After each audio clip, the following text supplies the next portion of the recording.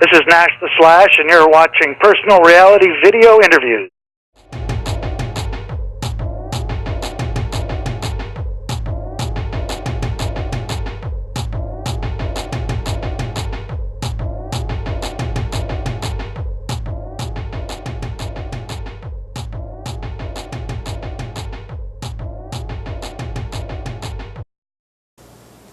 Hi, I'm Therese, and thanks for watching our Personal Reality Interviews.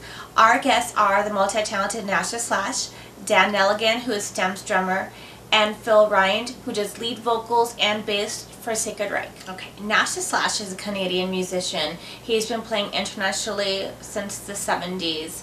He plays a plethora of instruments, is also a soundtrack composer. He's really well known for the one that he did with Mel Gibson on Roadkill. Want to see more of Nash the Slash? Go to nashtheslash.com. Gypsy, take it away. Ladies and gentlemen, this is the one and only, one of the greatest performers internationally known. He's consented to join the Jim Rose Project and add a song to the soundtrack. He has many soundtracks to his credit. Ladies and gentlemen, let me introduce the one and only Nash the Slash. Good to be here with you. Thank you so much for being on our show, Nash. And I've noticed that, you know, your career has been, you've been an outstanding performer for so many years. When did you first start? First started in 1975. Long time ago. And you were kind of like one of the predecessors to the techno-industrial type sound back in those days, weren't you? Well, yeah, I believe I was definitely one of the first performers to use a drum machine live and consistently use a drum machine. Matter of fact, the cheesier it sounds, the better. Yeah, as a matter of fact, you're right. And I've been looking through your soundtracks as well, and all the albums you have, and some of the soundtracks. In 1984, you did a soundtrack for William Shatner. Oh yeah, the killing of the president. Yes, indeed. Kidnapping of the president, rather. That's the kidnapping of the president. Yes, that was a long time ago. Yeah, and you've had five soundtracks to your credit so far, 5 or 6. Yeah, mostly done with Bruce McDonald, the cult Canadian filmmaker, right, and his early films. I did both his first 2 movies. Right. And thank goodness that you were on The Roadkill, which is a really big cult film around the world. That's Bruce McDonald's first film. That's what I'm talking about. Yep. Yeah, that was a great movie and great soundtrack as well. Yeah, and I got lucky. I got to be in it too. I got the little performance spot. Where? In which part? Well, when the wannabe serial killer and the hitchhiking girl go into a sort of a roadside bar. Uh-huh. And anyways, there on stage is yours truly thrashing away, and I upset the serial killer character terribly. He leaves the bar in a fit, so he goes, I can't stand noise like that. What you trying to say? Why is he hiding behind those bandages? I can't. Oh, this is freaking me out. In the parking lot. So it was really fun. Yeah, it was a great movie, and you've been such a great performer through the years, and you're still out there performing as well. Do you expect to have a new release anytime? Are you working on any new music or soundtracks or anything like that? Not doing anything. I mean, always got stuff on the go, like in the can. But just a few months ago, I released more or less a compilation of all my sort of favorite pieces. It's called The Reckless Use of Electricity. Right. So that's the first time I've ever done a compilation, and it was assembled, or the concept of it was also with the help of a friend in England. So it's been doing very well, and good response to it. And in the very beginning, what made you want to take on the persona of Nash the Slash, and with the bandages and the tuxes? Well, it really evolved because first couple of years of doing it, I didn't do the bandage thing, and that happened when I did a performance show that was based on the 3 Mile Island disaster in 1979, and so I got bandages and surgical bandages, and I dipped them in phosphorescent makeup, so my head glowed in the dark. It was sort of like my concept of a nuclear victim. anyways, the point of the story is that the band's just stuck. I never took them off. Now they don't glow in the dark anymore, but the whole idea of wearing bandages and being that sort of invisible man character was amazing. Served me well. Yeah, it sure has. It's an amazing persona that you have when you're on stage. And you're so talented, and you seem to play so many different instruments too. But as a violinist, your work is impeccable, Nash. You're awesome. Thank you very much. And I've been to a few of your shows, and we met probably about 83 or 84 in Collingwood. You've done the Mountain View. You used to do the Brookdale. There were a few clubs in Aurelia. So I followed you quite a bit, and you put on one hell of a show. And I'm hoping there's a live DVD also from Live in London, 2008. Right. When I went back to England, and both the DVD and the CD I mentioned, Reckless Use of Electricity, plus a whole bunch of other stuff, is all available on my website, nashtheslash.com. So people can get this stuff. It's really not available in stores very many places. Now I want to bring up the Jim Rose soundtrack and the song that you picked for the soundtrack. This is one of the first projects where the artists have actually been asked to reflect on Jim Rose or Jim Rose Circus and pick the song that they think most represents him. And you came up with the song Womble. Do you want to talk about that song? Well, Womble has never been on CD.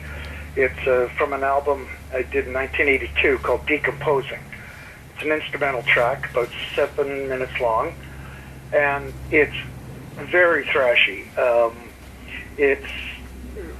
I think people who are into sampling and stuff like that are going to have a field day with it, because it's got some very heavy drum riffing. Again, primitive drum machine, but the way I process it, I can create a hell of a noise with it. Well, Womble's quite scary and whimsical at the same time, and I think that kind of sums up Jim. Jim Rose's show is such an experience for those who are. The funny thing is, you see, I'm older than a lot. I'm an older guy, let's put it that way. And I went to like the local exhibition, the Canadian National Exhibition here in Toronto, the CNE. Yearly thing's been going on for over 100 years. Well, of course, back in the days, in the 50s, 60s, they still had the sideshow. And those big painted canvases and the electric lady and the bearded lady and the weirdos, the geeks, of course, and the strange phenomenon. Just incredible thing to go see when you're 10 years old. And to experience that, and then years later go see Jim, was like, why hasn't anybody thought of this before? This is brilliant. Because he can take his show to, I first saw him in a bar in Toronto, I'll call it a college bar, very popular college watering hole, and big place. And I think he played for like 3 days. He was booked for 3 days. And I met him, I had dinner with him one night with the promoter, who was a good friend, great guy. But, you know, Jim's the real McCoy, too. I mean, he knows the sort of the history of it all and how to make it work for the audience. I just thought it brilliant. It's just brilliant. He is, and there's my rant about all of that. Well, I want to thank you so much, Nash. You've been one hell of a performer for so many years, and we look forward to more great work from you. I mean, you still have a long way to go, my friend. You really do. And, you know, one thing I'd like to mention, too, is that the music, you know, you hear sometimes how music is timeless. Well, if you listen to some of your earlier work, you know, to a newer generation now, they're going to think it's new because, you know, I mean, not really knowing your background or your history, you know what I'm saying? So to me, your music is timeless. It's just great, the amount of work that you've put into it. You're quite an artist, and I want to thank you very much for being with us today. You're incredible. Well, it's my privilege, and I think Jim and I are sort of like kindred spirits, and I'm sure his audience are all kindred spirits too. Where there's a subcult here. We all know it. We just don't talk about it. Yeah, that's for sure. Well, again, thank you so much, Nash, for being on our show today. And this is Nash the Slash, and you are watching Access Tucson. Watching safety.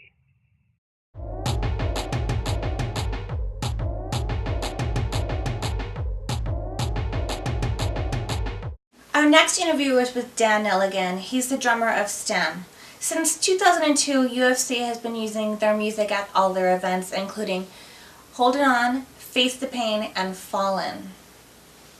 Their new album, Crossroads, is out. Check it out now. And go friend them at facebook.com/STEM, STEMMBAND. All right, and thanks, Gypsy. Take it away.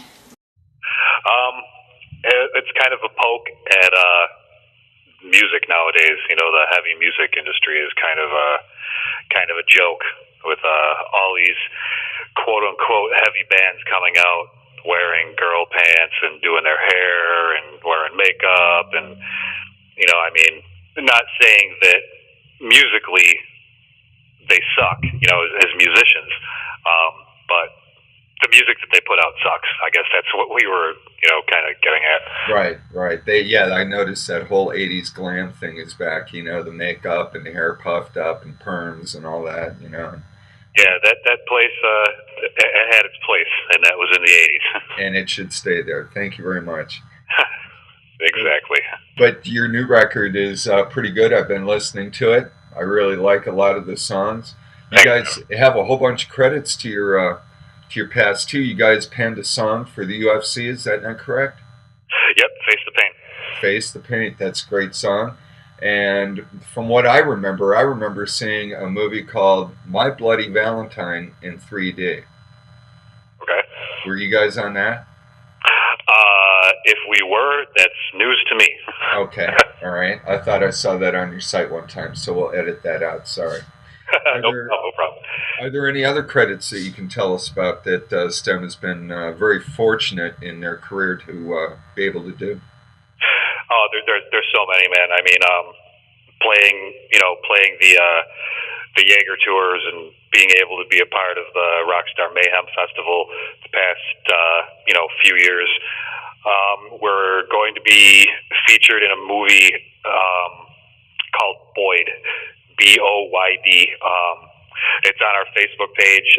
If anybody wants to go and check it out, premiere information, all of that can be found on BoydMovie.com. I'll tell you, man, we've been wanting to play in Arizona for a long time. Yeah, well, we love you out here. We really do. I went and posted the fact that I was going to be doing the interview with you today, and you wouldn't believe how many people in this area liked the fact that, you know, I was going to do an interview with you. You know, believe it or not, you guys have a kind of a cult following out here in Arizona. Yeah, and I think that all sparked with the birth of Twitter.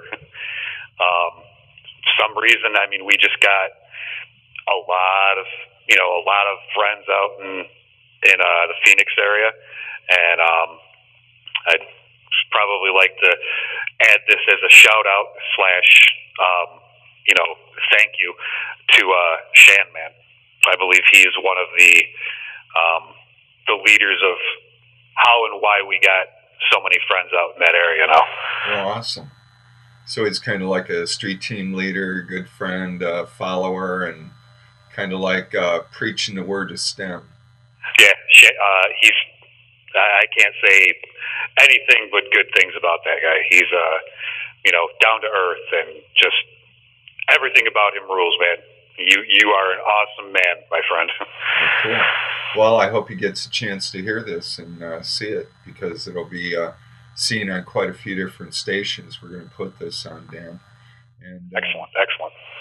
And yeah, just having you guys the ability to come see you guys again after 12 years. I mean, you guys have really grown. Your evolution has been incredible from the very first time I heard Burn to what I'm hearing now on Crossroads. You guys have grown a great deal. You know, you should be really proud of what you've accomplished. Oh, we're definitely happy where we're at, man, and the support that we've got through the 13 years that STEM's been around, the 10 years that I've been in the band. We have so many people to thank for the level that we've got, and the exposure, and the help and everything. It wouldn't be possible without the friends that we have. That's true. And now, what's the one thing, Dan, that you know now that you wished you would have known in the very beginning of the business? That's a tough question. I really don't know, man. I mean, in any kind of music, hard work and dedication and sacrifices, paramount. It's, something that, a lot of bands overlook these days. They kind of, get this, 2 or 3 or 4 shows under their belt, and then they feel as if they're owed something. And that's not the case. Overnight sensations very rarely happen nowadays. Yeah. I mean, and even if you do get an overnight sensation, if you do background work on them, you'll come to find out that they've in fact been, working the roads for 10 years. And I mean, because there's a lot of people out there that don't know who STEM are, and well, I feel sorry for them. What's that? I feel sorry for them, and hopefully we'll be able to change that. Well, in time, everything has a place, but it's all hard work and busting your ass and just getting out there and doing it, and Keeley being happy with who you're playing with and what you're playing. When it stops being fun, that's when it's time to take another look at your list of to-dos, I guess. All right. Now, if any of our audience, and for those who haven't heard of STEM, wanted to go check you guys out, where could they go? Which sites? They could go to www.stem, STEMM, 2 M's, stemband.com. They could also go to our Reverb Nation site. That's reverbnation.com/STEM. And, go to YouTube, search the Left Behind video, watch the Left Behind video. That's about it, man. I mean, we have a lot of YouTube videos up from friends that have been at the shows and posted, recorded us from their vantage point, and that's very cool. There's a lot of videos up of us. Awesome. So they could go to YouTube and they could catch a boatload of really good STEM vids, right? From all over the country, man. Yeah, awesome. Now, I want to thank you so much for your time today. It was a real pleasure and an honor to be able to speak to you, Dan, and we do look forward to seeing you in Tucson. Is there anything that you'd care to say to your new fans or your old fans in Arizona? Thank you, and hope to see you guys soon.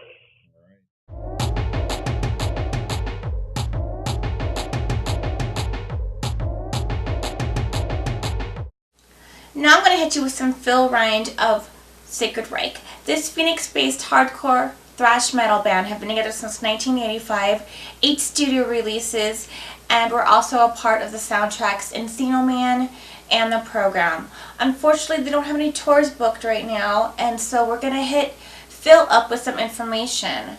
If you want to see more about Sacred Reich, go to myspace.com/Sacred Reich. Hit it, Gypsy. Hey, this is Phil from Sacred Reich, and we'd like to say thanks to all our fans out there for your continued support. We appreciate it. Have a happy and healthy 2012, and you're watching Access Tucson. Peace. There used to be a place for that, because it's almost like holding a mirror up and just showing everybody how ridiculous everything is. Exactly. And just playing into it. It's funny, I remember, there was this whole stage that U2 went through. They went through that kind of thing where maybe people got it, maybe people didn't, where they were kind of mocking the whole thing that they did. And I'm right. like, you got to be pretty self-aware and confident to do something like that. And maybe people get it, maybe people don't, but who cares? Have you ever tried something like that? We did a song on the American Way record. Right. It was called 31 Flavors. It was like a funk tune. And people were like, what the hell is that? And, I just didn't care because, so we go on tour Right. And I would make tapes, cassettes to play in between the bands. And it would be like a Black Sabbath song, a Slayer song, a Metallica song, James Brown. And everyone would look at our sound guy. And then it would be, you know, Megadeth or something, then it would be Red Hot Chili Peppers. And people would go to our sound guy and yell at him, turn that shit off. Really? Yeah, turn that off. They were just metal, metal, metal. You know, and I was like, I didn't care. I'm just playing it. I'm like trying to maybe turn somebody onto something cool or get a reaction out of them, you know. Change it up a little bit. Yeah, and Nino would be like, don't talk to me, talk to Phil. Phil made the tape. Don't get mad at me. Like we went and played, so we did 31 Flavors, and the song was about, you know, it's about like Baskin Robbins. Why do vanilla or chocolate? There's all things out there. It doesn't make you less metal because you like something else. I grew up in New York, and you know, my mom listened to Stevie Wonder, Earth, Wind and Fire, Temptations, lots of R&B. So R&B is my background. So we did that song, and I always wanted a horn section because I loved Earth, Wind and Fire in Chicago. So we had a horn section. I was like, it's my record, you know, I can do whatever I want. It's my vision. So cool. I mean, did we pull it off great? No. Did I sing real cool? No. But it was interesting because it came about when we were doing our demo. Right. In between, we were just screwing around doing like a little doom doom ticka pat, you know, a little slap. I was doing like a slap thing, and yeah. Greg started playing drums, and Johnny, the guy who was recording our demo, recorded it. So I was like, oh, that kind of sounded cool. It just faded in, faded out. And I was like, that was cool. So when we went to make the record, I go, we're gonna do that. And we'll just kind of recreate it like we did the first time, you know. Would I ever play it again? No. When I listen back to it, I cringe a little bit. A little bit. Do you really? Yeah, a little bit. Because we didn't a great idea. We didn't execute it great. Right. But the horns sounded awesome. So if you ever had a chance to do it again, would you? Something different? Yeah. Good. If we wanted to do it, I don't see why not. Like, who's in charge of us? Just us. That's good. And if people like it, they like it. And if they don't, they don't. And it doesn't matter. Because once you do it, it's out of your hands anyhow, right? And then people can like it or dislike it. We just always did what we thought sounded good. We never thought, well, people like this. You just do what you think sounds good. What else can you possibly do? Exactly. Nothing. Do what you think is good. If people like it, great. If they don't, you'll do something else next time. I know so. I always felt like we had something to say, but you write something and it means something to you, but then someone else reads it and they have their own interpretation of what it means. Exactly. You gotta just let it go, you know? And can't be so listen, anal. I played in a band called Sacred Reich. I'm Jewish, you know? It's like, how'd that happen? I remember when we did the One Nation record, or Surf Nicaragua record, and there's a song, One Nation, a vision of unselfishness, a union of black and white. One nation of all races is clear within my sight. And I got a letter from like some skinhead dude. What the hell's wrong with you? Did some Jew get a hold of you? And blah, blah, blah. I'm going to burn your record. I'm like, good. I don't want you liking our band. You're a jerk. Oh. You know, and we played in a band called Sacred Reich. You can only imagine us touring around the country or what. I remember we were playing somewhere in Tennessee, and a guy comes up to me after the show and he said, what's the name of your band? I go, Sacred Reich. He goes, will you sign this for me? And he has a card, and it says White Knights of the Ku Klux Klan, and it's got, you know, like a line drawing of a Klan guy with his hood and a cross on a horse. And I was like, I think you have the wrong idea about us. And I just shoved it back off to him and left. Wow. You know, I'm like, I don't blame people. I mean, if they see Sacred Reich and they don't read any of the words or know anything about us, right. I don't blame them, but it's not what we're about. Exactly. They got it wrong. Okay. I just tell them they got it wrong. Then what is Sacred Reich? That's nothing.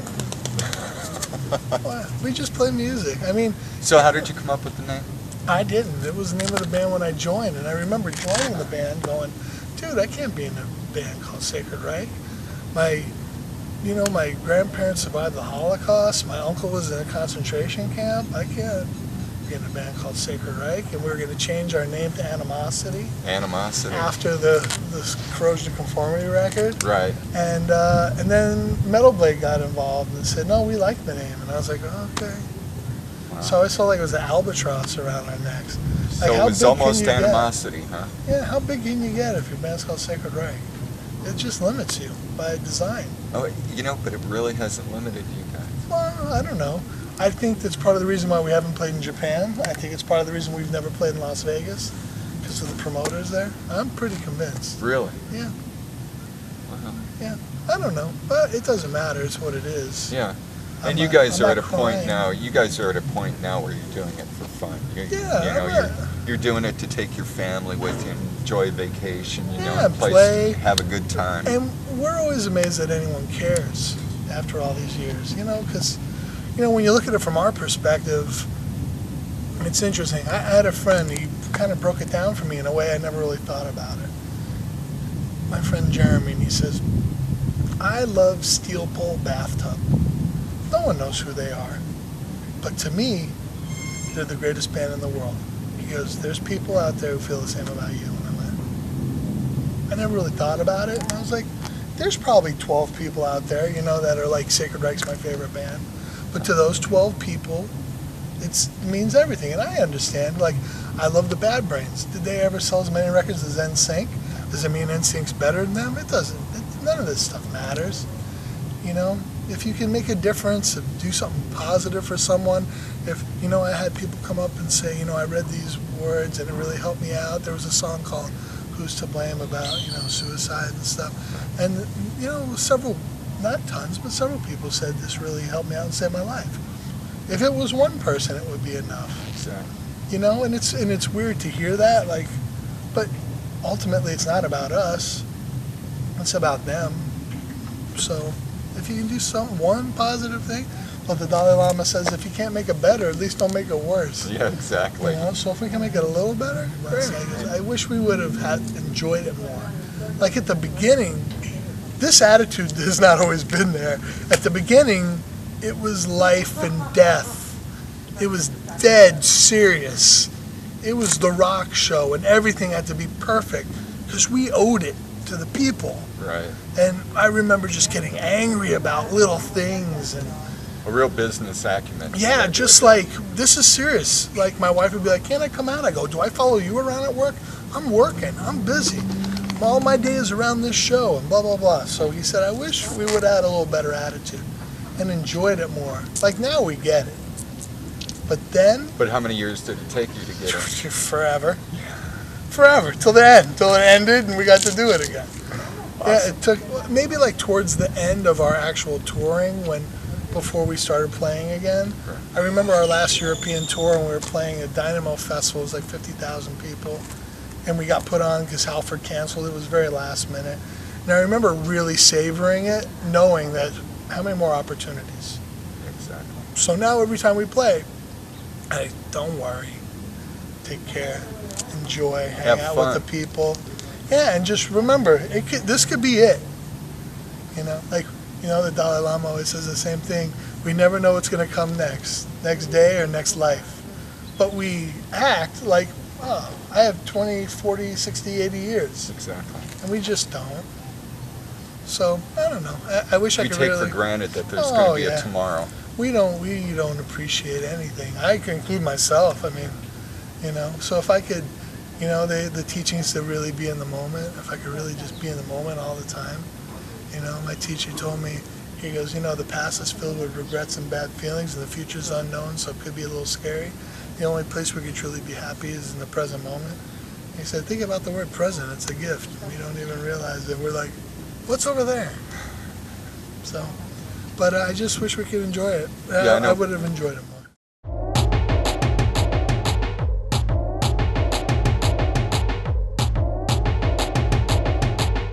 Well, that's our show. I'd like to thank Nasha Slash, Dan Nelligan, Phil Rind, James Gypsy Nagy, and I'm the host of the show, Therese, and you have just watched a Personal Rally Interviews. Much love to everybody, and thanks to everybody who has been a part of this.